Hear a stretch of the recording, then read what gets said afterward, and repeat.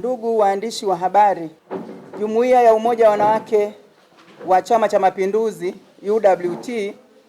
Taifa, kupitia kwangu kama mwenyekiti, nimewaita leo tarehe 28 mwezi wa 3 2025 katika ukumbi huu wa UWT mkoa wa Dodoma kulaani shambulio la kudhuru mwili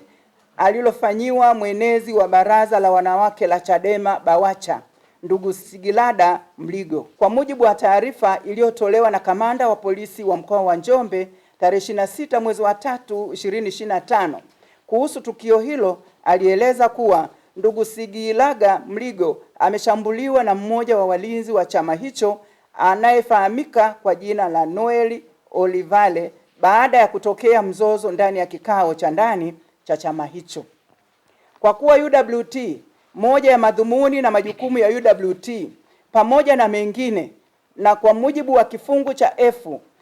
na nukuu, chombo cha ukombozi wa wanawake wa Tanzania dhidi ya unyanyasaji, unyonyaji, ukandamizaji, uonevu na mila zote zinazorudisha nyuma maendeleo ya wanawake, mwisho wa kunukuu.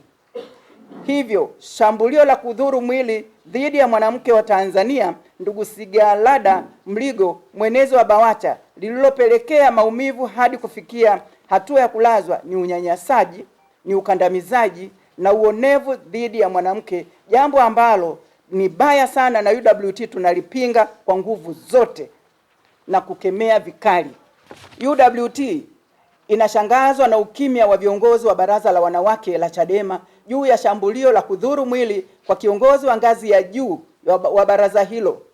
kwa nafasi ya mwenezi. Kutokemea matumizi ya nguvu kwenye tofauti ya kisiasa ndani ya chama hicho ni dalili ya uoga dhidi ya mfumo dume wa chama cha Chadema.